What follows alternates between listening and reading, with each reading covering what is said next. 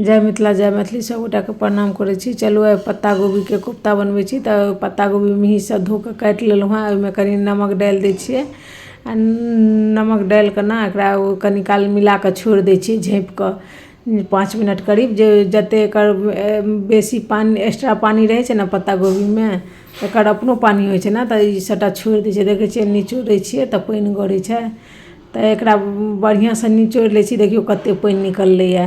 तब एकरा आटा सानैमे या तऽ एहिके सब्जी झोर जे बनेबै ताहिमे डालि सकै छी। साइडमे राखि देलियै। आब एकरा निचोड़ि कऽ एहिमे धनिया पाउडर, हल्दी पाउडर, चिली फ्लेक्स, एहिके चिली फ्लेक्सके जगह अहाँ अथियो डालि सकै छियै, मिरचाइके पाउडर, अदरक लहसुनके पेस्ट डालि देलियै आ मिही मिही काटल प्याज डालि देलियै। बाइंडिंगके लेल बेसन बेसी नहि देबै आ कनि नून डालि देलियै। बेसन बेसी देलासँ की हेतै, पकौड़ा जकाँ भऽ जायत, तहन कोफ्ताके स्वादे नहि रहत। आ कनि एकटा हरा मिर्ची सेहो काटि कऽ डालि देलियै जे बढ़िआँ हेतै। आ अहाँ जे शेप बनबऽ चाही, देखै छियै गोलो बना कऽ हम देखा देलहुँ। हम सिलेंडर शेप बना रहल छी, कनि देखैमे नीक लगतै, ताहि दुआरे अहाँ गोलो बना सकै छी। जेहन अहाँके मोन हुए तेहन बना सकै छी। तऽ गैसपर लोहिया चढ़ा देने छलहुँ हँ, तेल डालि देने छलियै, गरम भऽ गेल। तऽ आब ओहिमे कोफ्ता डालि देलहुँ हँ। एकरा ने धीमी आँचपर पकायब, जे अथी कोफ्ताके तरब, जे अन्दरसँ कच्चा रहि जायत, ऊपरसँ जलि जायत, अथी पाकि जायत। ताहि दुआरे एकरा धीमी आँचपर पकेलासँ से कोफ्ता अन्दर तक अथी सेकायत, पकत तऽ नीक लागत। एना अहाँ पकौड़ो जकाँ खा सकै छी दालि भात सङ्गे।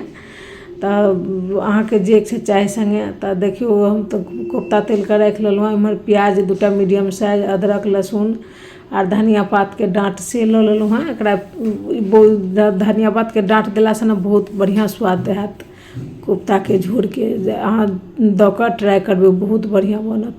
तऽ देखियौ अथी पिसा गेल। तऽ ई निकालि लै छी एकटा बाटीमे। आ फेर ओही जारमे, मिक्सीके जारमे हम धोलहुँ हँ नहि, ओहीमे टमाटर डालि दै छियै, जाहिमे प्याज पीसने छलहुँ हँ, 2टा हरा मिर्ची डालि दै छियै। एकरा बढ़िआँसँ मिही पेस्ट बना लै छी। तऽ एकरा साइडमे राखि देलियै। आलू देखेलहुँ हँ, हम आलूके उबालल आलूके भूजि कऽ राखि लेने छी। अहाँसभ आलू स्किपो कऽ सकै छी। आ इम्हर तेलमे जीर, हींग, तेजपत्ता, सुखेलका मिरचाइके फोरन दऽ कऽ प्याज खसा लेलहुँ हँ, पेस्ट जे बनेने छलहुँ हँ। आब ओहिमे एकटा बाटीमे दही लेलहुँ हँ, 2-3 चम्मच। ओहिमे धनिया पाउडर, हल्दी पाउडर, जीरा पाउडर, मिर्ची पाउडर दऽ कऽ मिक्स कऽ कऽ फूलै लए राखि देलियै। मसालो फूलि जेतै ताबत।